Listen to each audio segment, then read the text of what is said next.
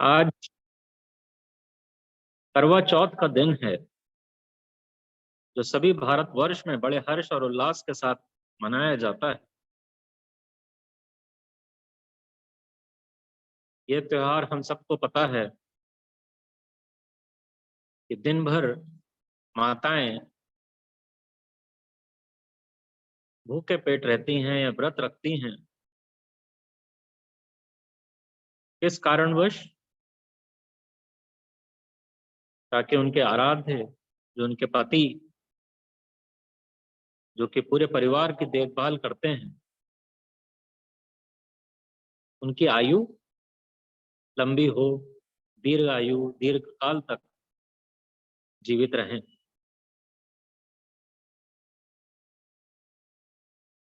एक इंग्लिश में एक स्टेटमेंट मैंने एक जगह पढ़ा था। ईश्वर स्त्री और पुरुष दोनों से क्या अपेक्षा करते हैं, पहले हमें इस बात को समझना होगा। उसकी लाइन अंग्रेजी में कुछ इस प्रकार थी: the husband, he should be a sincere servant of Krishna, and wife, she should be a sincere servant of her husband. माने जो पुरुष है वो ईश्वरीय मार्ग पर दृढ़ता से चल रहा हो और अपने को कृष्ण का गुलाम मानता हो, उनका सेवक मानता हो, और माताओं या पत्नियों के लिए कहा गया कि वो अपने अपने पति की, ऐसे पति की सेविका हो। तब गृहस्थ जीवन, जो एक आदर्श गृहस्थ जीवन होना चाहिए, वह नजर आएगा।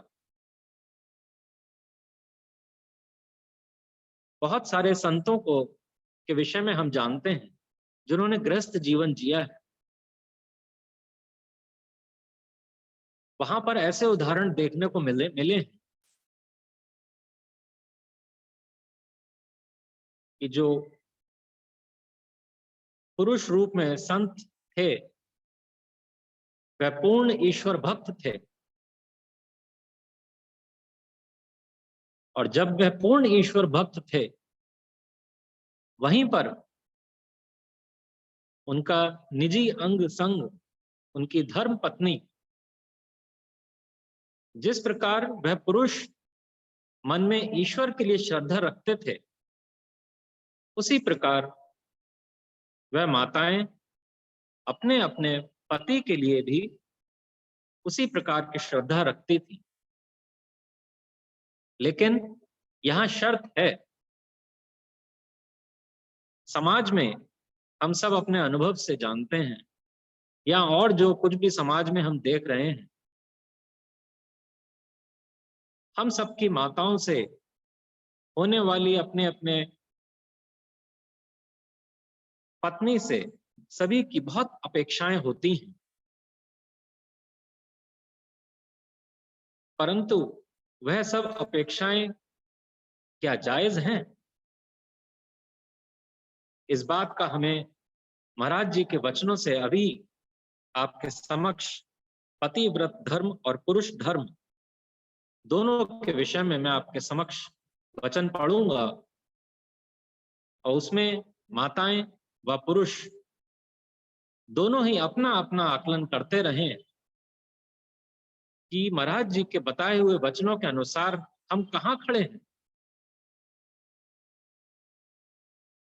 और यदि हम महाराज जी के बताए हुए वचनों के अनुसार नहीं खड़े हैं, तब पुरुष को अपने पत्नी से और पत्नी को अपने पुरुष से बेवजह की अपेक्षाएं करना बंद करना होगा।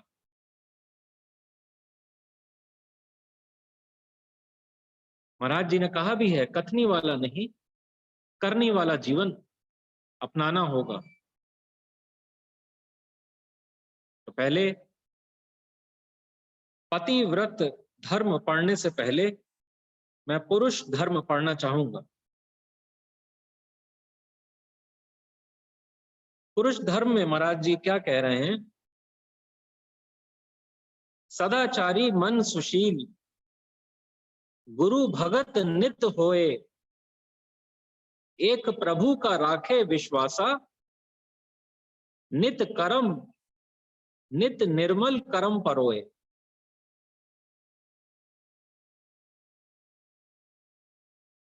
कह रहे हैं कि जो पुरुष है वो नित गुरु भगत होए। अब यहां पर अपना अपना हम आकलन करें कि क्या हम वाकई गुरु भगत हैं? इतने वर्ष हो गए हैं, अभी भी सिमरन पक्का नहीं हुआ है। महाराज जी के 5 नियम हम सबको बड़े सहजता से सुना देते हैं।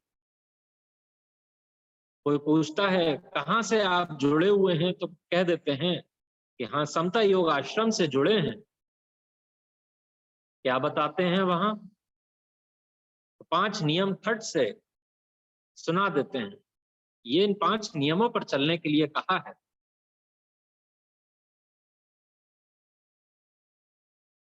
लेकिन क्या सच में हम उन 5 नियमों को आज तक अपने जीवन में धारण कर पाए हैं? हम सबका अंतर्मन भली भांति जानता है कि हम इन 5 नियम पर नहीं चल रहे। जो चल रहे हैं उनके लिए कोटि कोटि नमन। महाराज जी कह रहे हैं कि एक प्रभु का जिसको विश्वास हो,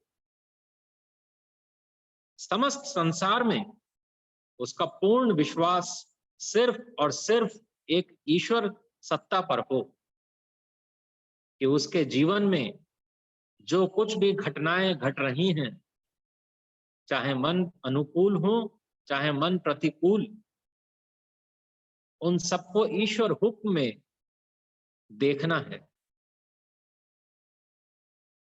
परंतु हमारी स्थिति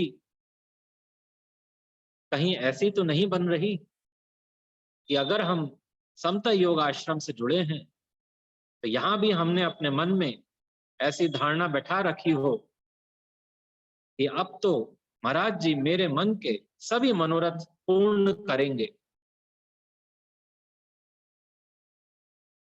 क्यों? क्योंकि हमको यह बताया गया है कि प्रभु का विश्वास का मतलब होना या ना होना सब कुछ प्रभु आज्ञा में देखना। अगला लाइन कहते हैं, गृहस्थ धर्म का पालन करे, नित्य साची नीति धार, गुरु वचन में प्रीत रखे, निर्मल सुने विचार। निर्मल विचार सुनने के लिए कहा है। निर्मल विचार माने जो मल रहित विचार हो। मल हमको पता है, संसार में चाहे छोटे दर्जे का ग्रुप, हम लोग छोटा दर्जा, जो लोग छोटा काम करते हैं उनको हम छोटा कह देते हैं, और जो ऑफिसर ग्रेड में रैंकिंग प्राप्त लोग हैं उनको ऊंचा कह देते हैं, या जो धनी हैं उन्हें ऊंचा कह देते हैं। हम सबके अपने अपने कुछ संसार के ग्रुप बने हुए हैं जिसमें हम लोग उठते बैठते हैं। वहां पर चर्चाओं का विषय हम सबको पता है कि किस प्रकार की चर्चाएं वहां होती हैं। वहां पे कोई निर्मल विचारों का आदान प्रदान नहीं होता, चाहे ऑफिसर ग्रेड के लोग बैठे हों चाहे छोटे लोग बैठे हों। एक ही प्रकार के विचारों की चर्चा चल रही होती है। महाराज जी ने क्या कहा है कि गृहस्थ धर्म का पालन करे, नित्य साची नीति धार, गुरु वचन में प्रीत रखे, निर्मल सुने विचार। निर्मल विचार कहाँ से सुनने को मिलेंगे? महाराज जी के शास्त्रों में। संसार की कोई किताब, कोई यूनिवर्सिटी ऐसी नहीं है जहां पर निर्मल विचारों का आदान प्रदान हो रहा हो। इसलिए जीवन में सत्संग बहुत जरूरी है। सत्संग कोई चॉइस नहीं है कि मैं सत्संग जाऊं या नहीं जाऊं, सत्संग में जो बातें कही जा रही हैं वो मानूं या नहीं मानूं, ये चॉइस नहीं है। It is must for everybody. अगली लाइन कहते हैं, अपनी देह का अंग नित निज नारी को जाने, धर्म युक्त होए सेवा करे यह नीति सार पिछाने। अब देखिए, महाराज जी ने कहा है जो आपके अपनी पत्नी है उसको अपने घर का अंग नहीं कह रहे हैं, ये घर का सदस्य मानने के लिए नहीं कह रहे हैं, और उससे ऊंची बात कह रहे हैं। कह रहे हैं अपनी देह का अंग नित निज नारी को जाने। है हमारी यह अवस्था? हमें तो लगता है कि बस परिवार का पालन पोषण कर रहे हैं, उनके रोटी कपड़ा मकान की व्यवस्था कर दी है, ये काफी है, हो गया हमारा फर्ज पूरा। लेकिन महाराज जी बता रहे हैं कि निज नारी को अपने देह का अंग, जैसे हमारे हाथ पैर हैं और हमारे कर्म इंद्रियां हैं शरीर की, उस प्रकार से, उस भाव से अपने पत्नी को मानना है। अगले वचन में कह रहे हैं कि पर नारी सम मात पछाने, नित संगत साची धारे, आहार पवित्र विचार नित निर्मल, नित साचा करे व्यवहारे। पर नारी को माता समान जानने के लिए कहा है। हम सब अपना अपना आकलन करें, हम खड़े कहाँ हैं, हमारे मन में क्या विचार चलता है, ये हमसे भली भांति और कोई नहीं जानता। हमारे मन में क्या विचार चल रहा है, हमारी आंखें क्या देख रही हैं, ये हमें पता है। और जो त्रिकालदर्शी हमारे गुरु हैं, उनको हमारे मन की अवस्था का भी पता है, तभी उन्होंने ये लाइन यहाँ पे लिखी है। इसीलिए वाणी में जगह जगह आया है, अपने मन की मैल नचोड़।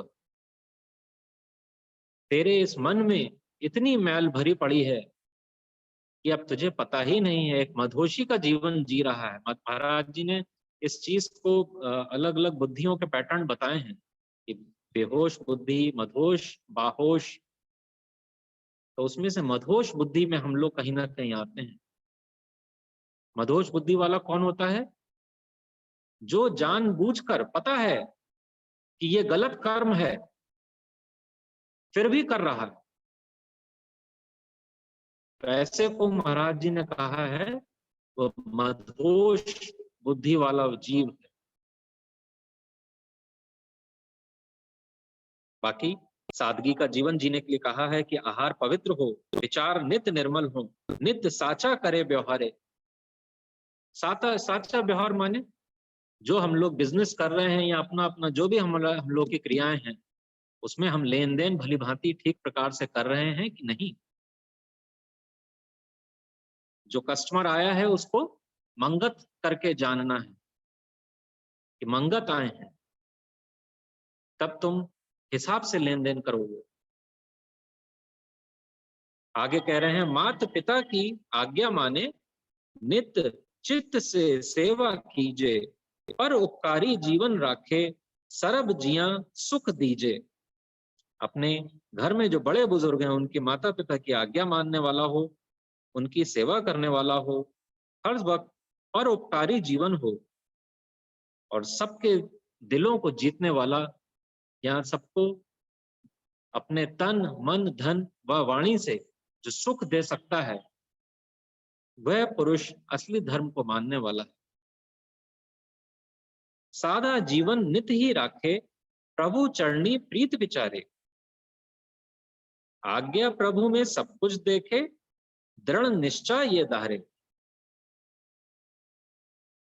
कह रहे हैं सादा जीवन नित ही राखे, प्रभु चरणी प्रीत विचारे। हर वक्त प्रभु चरणों की प्रीत मन में आ जाए,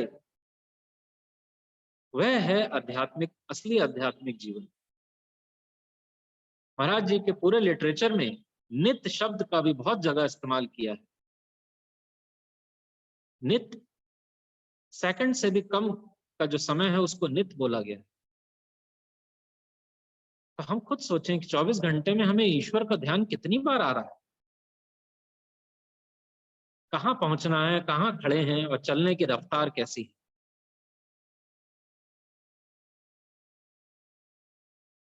धर्म युक्त परिवार बनावे, नित साची रहनी रहाए। दीन दुखी की सेवा कीजे, जग जीवन सार लखाए। कह रहे हैं धर्म युक्त परिवार बनावे। घर में बच्चे हैं, आजकल के बच्चे तो बहुत मॉडर्न हैं, हम लोग ये कह देते हैं। हम लोग भी जब छोटे रहे होंगे हमारे विषय में भी तो यही कहा जाता होगा कि ये बच्चे बहुत मॉडर्न हैं। लेकिन परिवार के कुछ संस्कार और हमारे अपना भी कुछ पुरुषार्थ पिछले जन्मों का रहा होगा, जो आज हम सब यहाँ एकत्र होकर एक साथ विचारों को सुन रहे हैं और वाणी को सुन रहे हैं। तो ये धर्म युक्त परिवार बनावे, बच्चे, परिवार के घर के सब लोग जिनको सत्संग का चाव बढ़े, तब उनका जीवन धीरे धीरे निर्मल होता जाएगा। कठिन मार्ग ये ग्रस्त का मीता, जो धर्म सहित नित रहाई। मंगत देव स्वरूप सो जग में, नित पावे सुख अधिकाई। कह रहे हैं ये मार्ग कठिन जरूर है, परंतु जो धारण करेगा वो जीवन में अधिक सुख पाएगा, और यही देव स्वरूप जीवन कहलाता है। अब अगला वचन ये पतिव्रत धर्म माताओं के विषय में है। लिखा है पतिव्रत के धर्म को, जो तिरिया पाले नीत। पूरे मनोरथ तिसके, जो धारे सत प्रतीत। पतिव्रत के धर्म को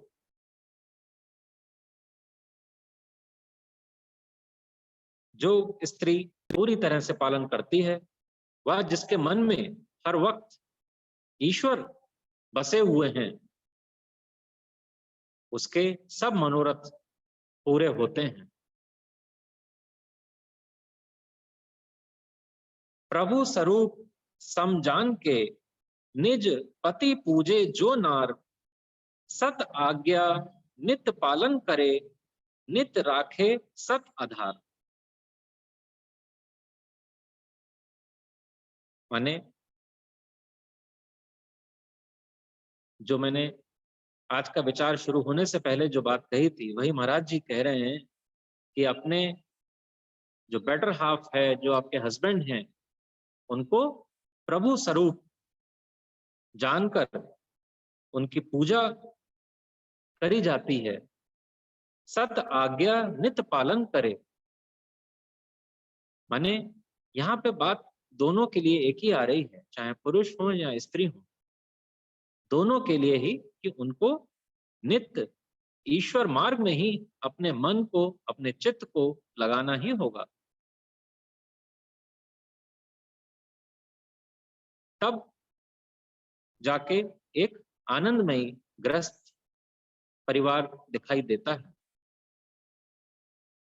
पति कुटुंब की दासी होवे, प्रेम से सेव विचारे। शर्म पथ पूरन चित राखे, नित निर्मल वचन उचारे। पति का जो कुटुंब है, जितने भी घर के प्राणी हैं, उन सबकी प्रेम से सेवा करनी है। प्रेम से सेव विचारे, जब मन में विचार होगा सेवा का, तो प्रेम से जब सेवा करेंगे तब सबका आशीर्वाद मिलता है और जीवन में सतमार्ग पर चलने में और सबका सहयोग भी मिलेगा।